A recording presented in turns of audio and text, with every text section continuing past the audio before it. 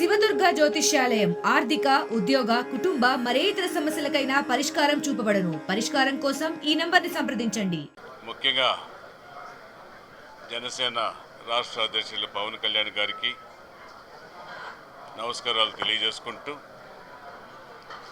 ఈరోజు మన తిరుపతి నియోజకవర్గంలో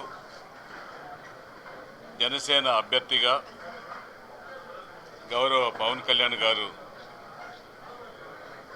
నియమించడం జరిగింది. తిరుపతి పట్టణంలో పవన్ కళ్యాణ్ అభ్యర్థిగా, జనసేన అభ్యర్థిగా, అదేవిధంగా ఉమ్మడి పార్టీల కలయికతో ఇటు తెలుగుదేశం, అటు బీజేపీ, ఒక పక్క జనసేన, 3 పార్టీల కలయికతో జనసేన అభ్యర్థిగా ఖరారు చేసి పవన్ కళ్యాణ్ గారు నియమించారు. ఖచ్చితంగా కూడా నా పైన నమ్మకం పెట్టి తిరుపతి అభ్యర్థిగా నియమించిన పవన్ కళ్యాణ్ గారికి, అదేవిధంగా తిరుపతి పట్టణ పౌరులకు అందరికీ, ప్రతి ఒక్కరికి నా యొక్క కర్తవ్యాన్ని దైవ సాక్షిగా కుల మత పార్టీలకు అతీతంగా ఏ ఒక్క పొరపాటులు జరగకుండా తిరుపతి పట్టణాన్ని అభివృద్ధి చేసే దిశగా, ముందుకు తీసుకెళ్లే దిశగా ఒక ఆధ్యాత్మిక నిలయం ఇది. ఒక చదువుల తల్లి అయినటువంటి నిలయం ఇది. రాష్ట్రంలో ఎక్కడ లేని విధంగా ఇక్కడ చదువులు, యూనివర్సిటీలు, స్కూల్స్ విపరీతంగా ఉన్నాయి. ఇటు ఒక పక్క చదువులు, ఒక పక్క ఆధ్యాత్మికం, ఒక పక్క డెవలప్మెంట్ కూడా ఖచ్చితంగా కూడా ఉమ్మడి నాయకుల సహకారంతో తిరుపతి పట్టణాన్ని ఐటీ సెంటర్గా అభివృద్ధి కార్యక్రమాల్లో ముందుకు తీసుకెళ్ళి తిరుపతి పట్టణాన్ని అన్ని రంగాల్లో అభివృద్ధి చేస్తాననేసి కూడా ఈ సందర్భంగా మీ అందరికీ కూడా తిరుపతి ప్రజలకు తెలియజేసుకుంటూ, మీ ద్వారా తిరుపతి ప్రజలకు తెలియజేసుకుంటూ, ఇక్కడ ఇంతవరకు జరిగిన అన్యాయాలు, దుర్మార్గాలు, అరాచక వ్యాపారాలు, గంజాయి వ్యాపారాలు, టీడీఆర్ బాండ్లు, భూ కబ్జాలు, ఇవన్నిటిని కూడా ఈ 5 ఏళ్ల కాలంలో ఇప్పుడున్న ఎమ్మెల్యే భూమన కరుణాకర్ రెడ్డి కుటుంబ సభ్యులు, ఆయన ఎమ్మెల్యే కానీ, ఆయన కుటుంబ సభ్యులు కానీ, వీళ్ళందరినీ కూడా ఇంతవరకు ఏదైతే ఈ అక్రమ అన్యాయాలకు పాల్గొన్నారో అవన్నిటి కూడా, ఈ భూ కబ్జాలు, టీడీఆర్ బాండ్లు, ఇవన్నిటి కూడా ఖచ్చితంగా కూడా అధికారంలోకి వచ్చిన వెంటనే కక్కిస్తామనేసి కూడా ఈ సందర్భంగా మీకు తెలియజేస్తున్నా, ప్రజలకు కూడా తెలియజేస్తున్నా.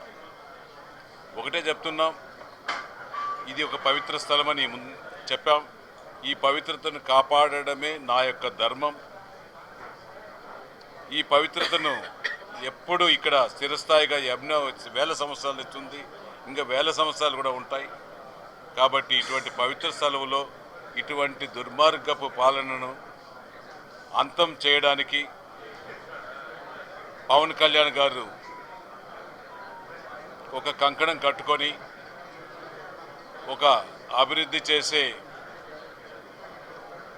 రథసారథిని ముందుకు తీసుకొచ్చి అపార అనుభవమైన వ్యక్తితో జతకలిపి ఈ రాష్ట్రంలో అన్ని వర్గాల ప్రజలకు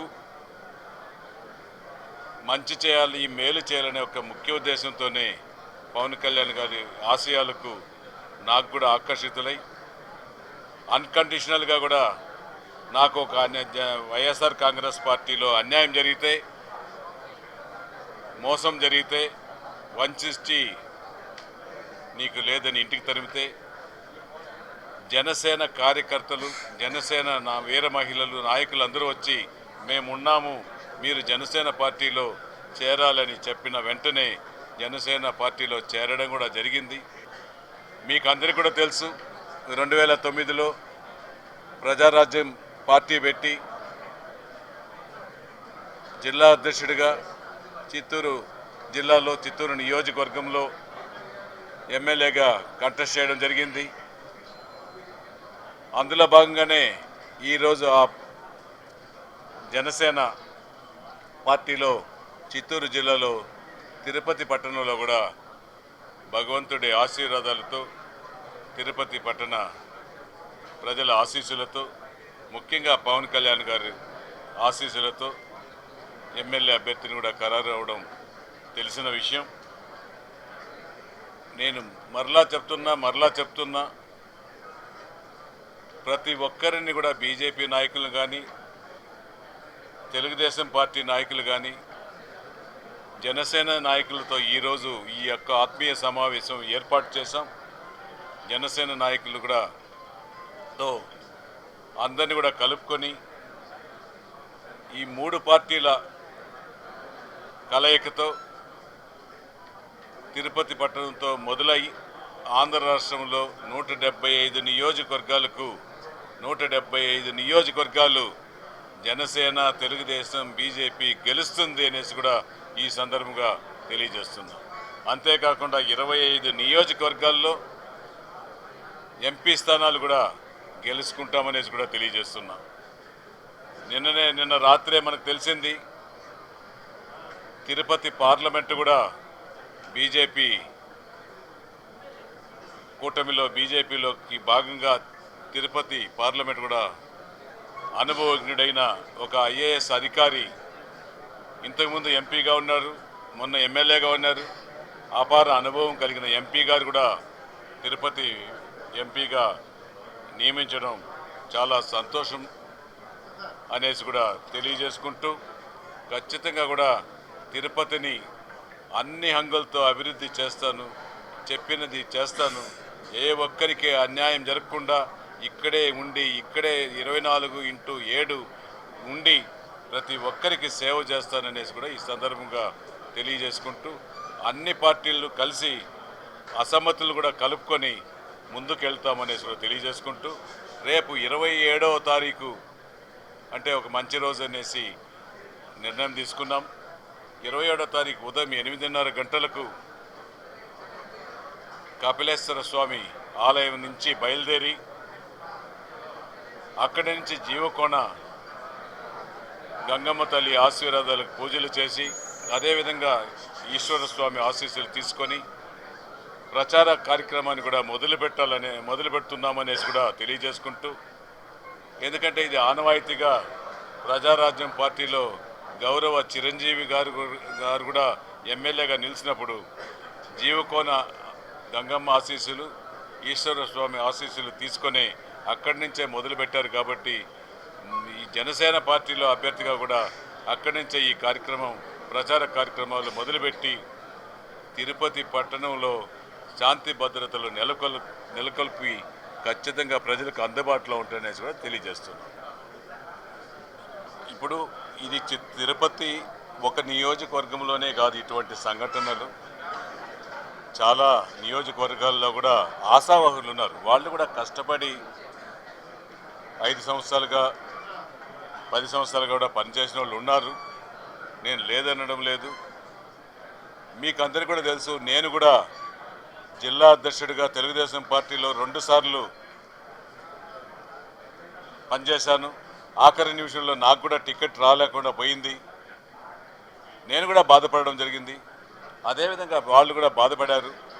వాళ్ళనందరినీ కూడా అధినాయకుల సహాయ సహకారాలతో వాళ్ళకు కూడా తగిన ప్రాధాన్యత కల్పించి మా వంతు సహాయ సహకారాలు వాళ్ళకు కూడా ఇచ్చి అందించి వాళ్ళందరినీ కూడా వాళ్ళతో మమేకమై పార్టీ పెద్దల సహకారాలతో ముందుకెళ్తాననేసి కూడా ఈ సందర్భంగా తెలియజేస్తున్నాను.